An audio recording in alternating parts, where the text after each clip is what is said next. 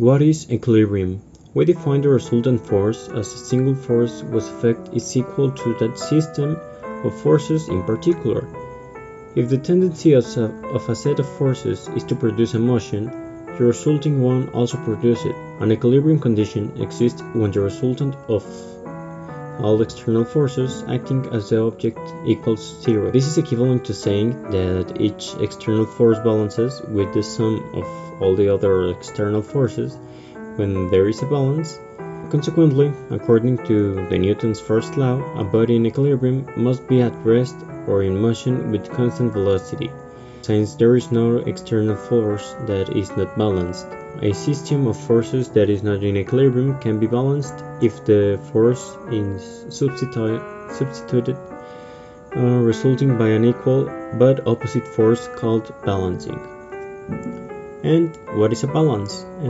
The balance is an instrument that measures the mass of a body or substance using the force of gravity acting on the body as means of comparison.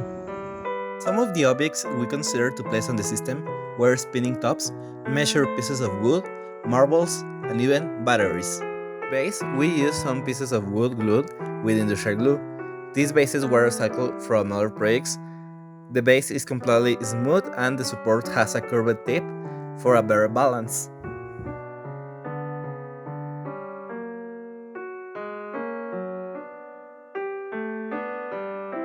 The axis was a recycled wooden stick that was cut to 60 centimeters and graduated every centimeter with a ruler of the same length. This axis was placed in the support at its midpoint to carry out the experiments.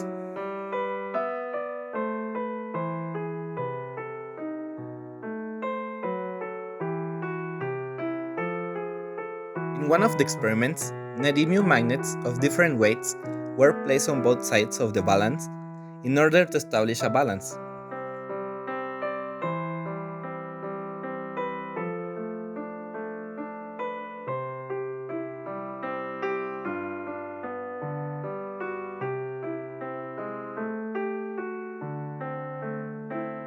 These were tied through a thread to the axis to avoid adding more weight.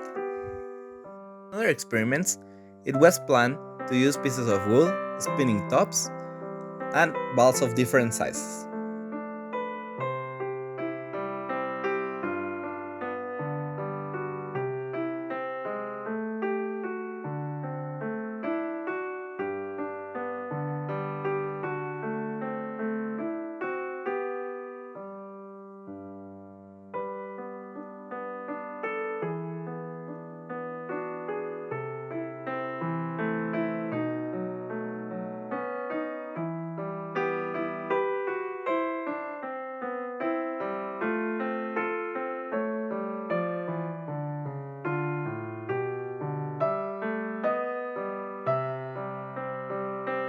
In this experiment, we decided to place a magnet on one side of the axis and more magnets together on the other side to generate an equilibrium.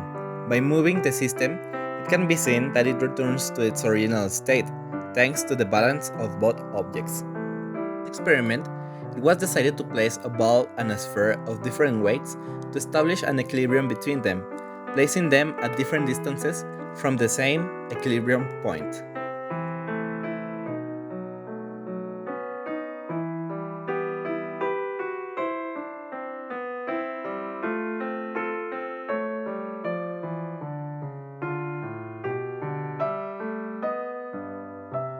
As we saw in the development of the experiment, knowing how the systems in equilibrium function allows us to predict the way in which we distribute the weights and torque exerted by the objects with respect to a point. This in engineering allows us to predict how the systems will perform according to the form that we need. For example, in the pressure that we joints of different materials will support, the required inclinations, the distance at which an object must be to exert a torque that we can anticipate. So, knowing the balance in the systems will allow us to get a better performance in the area of mechatronics and those areas in which we use physics to improve performance in the different systems.